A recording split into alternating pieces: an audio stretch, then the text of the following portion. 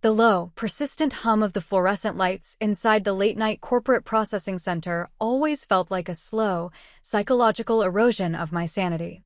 It was exactly 2 in the morning, and the heavy winter air outside the window was thick with freezing rain, mirroring the utter exhaustion that had settled deep into the marrow of my bones. For 3 continuous years, my life had been a punishing, endless cycle of survival, a relentless blur of balancing a daytime logistics coordination role with a brutal night shift data auditing contract. My wrists ached from the unceasing click of mechanical switches, my eyes burned from the harsh, unyielding blue glare of my dual monitors, and my soul felt completely hollowed out by chronic sleep deprivation. I didn't collect these extra shifts out of some greedy desire for luxury. I did it because I was trapped beneath the suffocating weight of a parasitic family dynamic that treated my existence as a bottomless cash reserve. While I lived on instant coffee and cold sandwiches in a minimalist apartment near the industrial rail yards, my younger sister, Brittany, existed in a parallel universe of unearned luxury and total indulgence. Brittany was the undisputed golden child of the Carter household, a 24-year-old master manipulator whose profound laziness was treated by our parents as a delicate, artistic virtue. She had never held a real job for more than 2 consecutive weeks, claiming that the standard corporate environment stifled her creative spirit and induced unmanageable levels of anxiety. Instead, she spent her days frequenting high-end beauty spas, curating a superficial social media feed, and purchasing designer clothes on credit lines that our parents routinely expected me to subsidize. My parents, Arthur and Eleanor, operated as the primary enablers of this financial madness, treating my hard-earned income not with parental gratitude, but with a cold, passive-aggressive entitlement.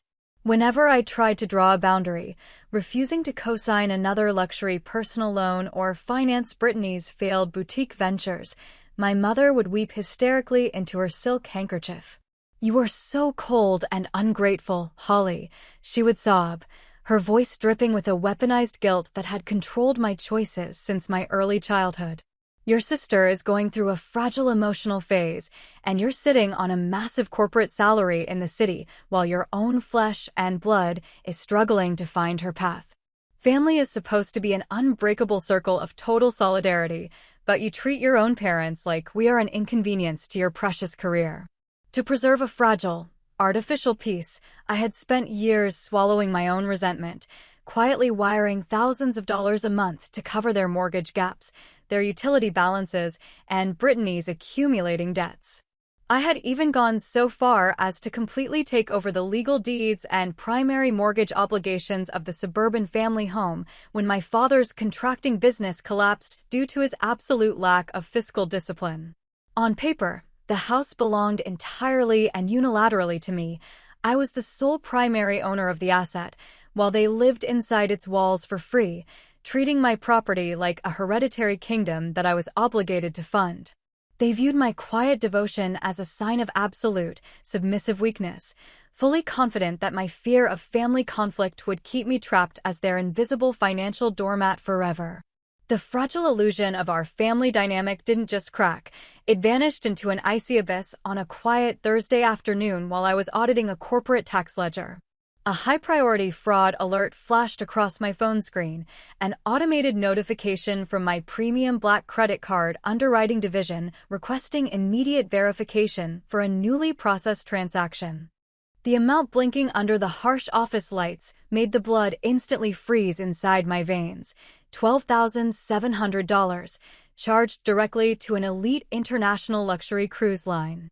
A wave of cold, physical nausea washed over my chest as I forced my fingers to pull up the digital receipt manifests, my forensic skills mapping the data trail within less than 60 seconds. The reservation didn't list a mysterious cybercriminal operating from an encrypted server halfway across the globe. The primary booking names plastered across the first-class stateroom tickets were Eleanor, Arthur, and Brittany Carter, a multi-week, all-inclusive luxury voyage across the Caribbean Ocean. My family had quietly walked into my old bedroom during a brief weekend visit, broken the secure latches on my private file lockbox, and stolen my active credit card credentials to buy themselves a paradise vacation. My hands shook with a volatile, white-hot fury as I immediately dialed my mother's personal number, my heart rate hammering against my ribs like a trapped beast. The line clicked open, and the background audio was instantly filled with the cheerful, ambient sounds of glasses clinking and beach music playing through a speaker system. "Holly, darling, you really shouldn't be calling me during our boarding window," my mother sighed, her voice completely smooth, calm, and entirely devoid of a single shred of shame. "We are currently standing at the primary departure terminal, and the lines for the first-class check-in are incredibly long and exhausting for my joints." "Mother, you stole my black card credentials and charged $12,700 to my account without my knowledge," I hissed, my voice trembling with a raw, unstable anger. "You broke into my private lockbox, you committed a deliberate financial crime against your own daughter, and I want that reservation canceled this exact second." Eleanor let out a sharp, dismissive scoff, a sound of pure, unyielding arrogance that cut through my words like a physical blade. "Oh, stop being so dramatic and self-righteous, Holly. It's honestly exhausting how tight-fisted you are about a simple piece of moving plastic," she murmured, her tone dripping with a chilling entitlement. "Your sister Brittany was feeling incredibly depressed after her recent breakup, and your father and I desperately needed an escape from the winter weather to preserve our health. You have a massive corporate income, you have absolutely no children to support, and it is a common family right for us to use your credit lines when the collective household needs a relief. We are your parents, we sacrificed years of our lives to put a roof over your head, and we are not canceling this trip simply because you want to throw a selfish, corporate tantrum." The ship's horn roared loudly in the background, followed by Brittany's sharp, synthetic giggle as she shouted that the VIP boarding agents were waiting for their documents. "We will talk about the monthly repayment terms when we return in 3 weeks, Holly. Now let us enjoy our vacation and stop trying to ruin your sister's happiness," my mother added, before hanging up the phone. I stood in the center of my office, the dead dial tone buzzing in my ear, a profound, terrifying stillness settling deep into my soul as the final chains of familial guilt broke completely away from my heart. The time for quiet compliance and emotional weeping had officially ended. The battlefield was fully prepared, and it was time to unleash a calculated, permanent counteroffensive that would completely obliterate their reality forever. I didn't call her back to scream, I didn't send a flurry of frantic, emotional text messages, and I didn't give them a single second of warning to alter their digital footprints. Instead, I sat down at my desk, my face a mask of freezing, clinical precision as I opened a private, secure encryption terminal and logged into the state real estate registry. Since the suburban family home was legally, unilaterally registered under my name, and I held the sole primary title deed to the asset, I possessed the absolute legal right to liquidate the property without their consent.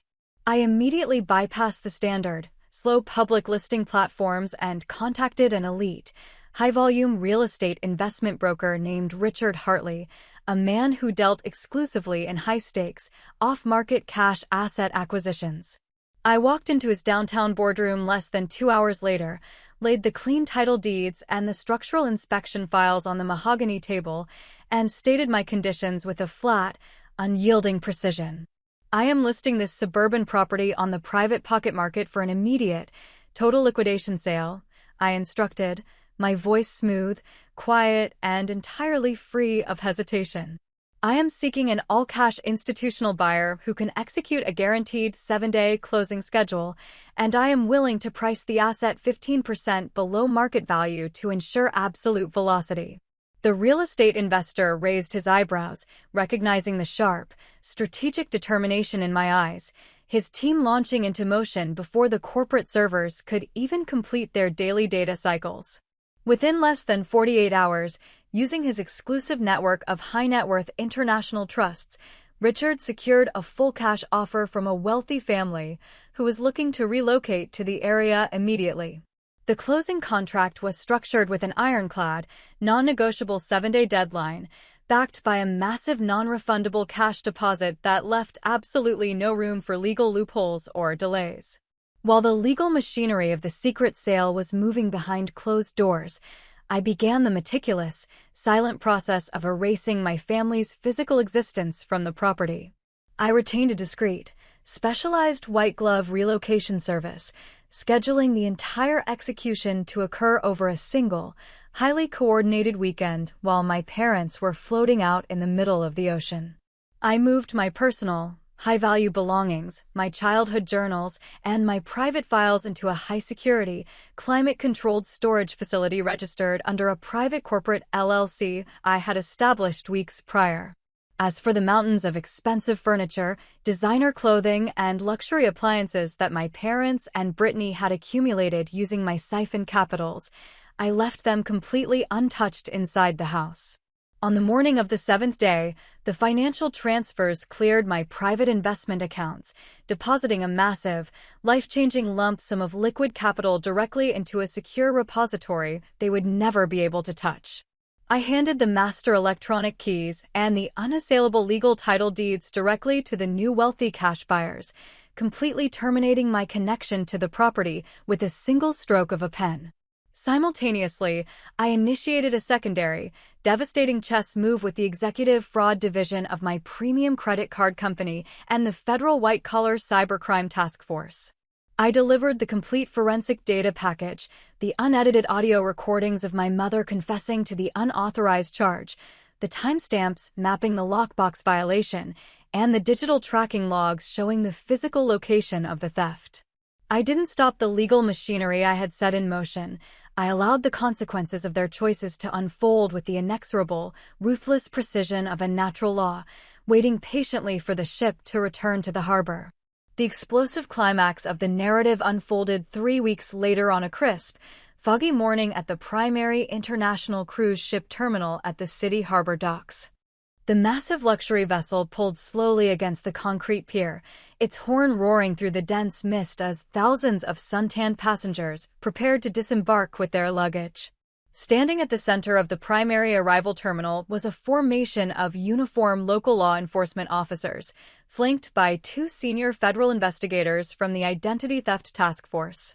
My mother, Eleanor, my father, Arthur, and my sister, Brittany, stepped off the ship's gangway, their arms buried under dozens of high-end designer shopping bags and duty-free luxury merchandise they had charged during the voyage. Brittany was wearing an expensive silk sun hat, laughing loudly as she adjusted her designer sunglasses, her posture radiating the absolute, unearned arrogance of a golden child who believed she was completely untouchable. The moment their feet pressed against the concrete floor of the arrivals lounge, the lead federal investigator stepped directly into their path, his face a mask of pure, unyielding clinical ice. "Eleanor Carter and Brittany Carter, please halt your movement immediately," the investigator announced, his voice carrying a booming, absolute authority that caused the surrounding passengers to instantly freeze in shock. "Under the authority of the federal government, you are being officially served with criminal warrants for multi-layered identity theft, credit card fraud, and grand larceny caught in active progress. Our cyber forensic units have fully traced the unauthorized $12,700 transaction directly to your personal biometric signatures and the lockbox violation at your daughter's residence." The sudden transformation from unyielding arrogance to blinding, suffocating panic on my mother's face was a magnificent, brutal domino effect to behold. "This is an absolute outrage. My daughter Holly authorized this family vacation. She is a wealthy corporate executive who handles our accounts." My mother shrieked, her voice cracking under the sudden surge of adrenaline as her shopping bags crashed onto the floor. Brittany let out a horrified, breathless cry of pure psychological collapse, her designer sunglasses slipping from her fingers as a uniformed deputy sheriff stepped forward, sliding the cold, heavy steel handcuffs over her manicured wrists. "Mom, do something. Call Holly right now and tell her to withdraw the police report." Brittany screamed hysterically, her weaponized confidence completely dissolving into a frantic, desperate weeping as the cuffs clicked shut. While the law enforcement officers were processing their arrests right there on the harbor docks, my father, Arthur, managed to frantically secure a temporary release to transport their remaining luggage back to the suburban home. completely oblivious to the secondary catastrophe awaiting them. They piled into a local cash fare taxi, speeding across the city in a state of absolute, breathless terror, desperate to reach the sanctuary of the family mansion to hide their remaining assets. The taxi pulled up to the curb of the familiar tree-lined street, and my parents bolted out of the vehicle, only to find a sight that completely shattered the final remnants of their sanity. The front driveway was occupied by two massive commercial moving vans, and the high-end electronic security locks on the front door had been completely replaced with a modern, biometric command grid. Standing on the manicured lawn were absolute strangers, a wealthy young couple who were calmly directing a crew of painters to completely strip my mother's favorite color palette from the exterior columns. "What the hell are you people doing on my private property?" my father roared, his face turning a dangerous shade of purple as he stormed up the brick steps. "Get your workers out of my house immediately."